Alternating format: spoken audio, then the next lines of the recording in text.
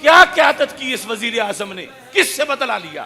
لہذا آج کی لبیک یا رسول اللہ صلی اللہ علیہ وسلم کانفرنس سے میں وزیر اعظم عمران خان سے پوچھنا چاہتا ہوں کہ تم نے وعدہ کیا تھا کہ میں اس تحریک کی قیادت کر کے خود گستاخوں سے نمٹوں گا، تو کیا تم نے کیا؟ تم تو اس کے بعد بیان بھی نہیں دے سکے، کرنا کیا تھا؟ دھوکہ کیا تم نے قوم سے، اور اتنے مقدس مشن سے دھوکہ کیا۔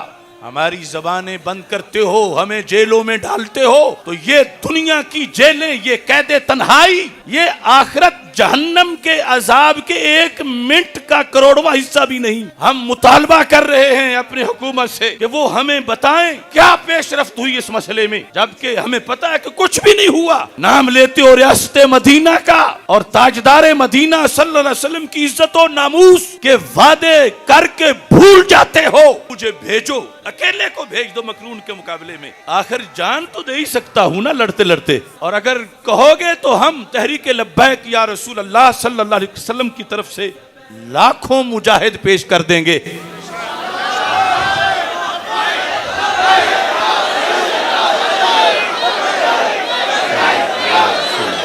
تو میں علی اعلان کہہ رہا ہوں، خدا نخواستہ اگر انڈیا کی فوج معاذ اللہ پاکستان کے لاہور پہ قبضہ کر لے تو اس فوج پر یہ قبضہ چھڑانا فرض ہے، مگر اتنا فرض نہیں جتنا فرانس کے ملعون صدر کا سر اتارنا فرض ہے۔ ہمارے وزیر اعظم نے تو وہی کیا۔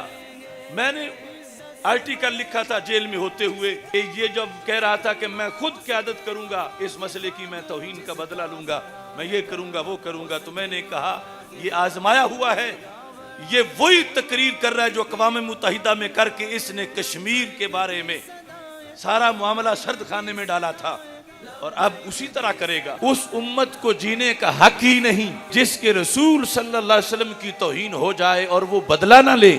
فرانس کی حکومت پر یہ واضح کرتے کہ یہ ہمارے دین کے مطابق واجب القتل ہے، مائکرون، اس کو امت مسلمہ کے سپرد کیا جائے اور امت مسلمہ خود اس کا سر اتارے، اور اگر تم نہیں سپرد کرو گے تو پھر ہم پورے ملک کو اس کا مجرم قرار دیں گے۔ مسلم ممالک پر فرض تھا کہ فوراً فرانس پہ حملہ کرتے۔ چند دن پہلے ایک نام نہاد مولوی نے، دیوبند کا محمد خان شیرانی، اس نے قرآن مجید کی ایک آیت پڑھ کے اسرائیل کو تسلیم کرنے کا دعویٰ کیا ہے۔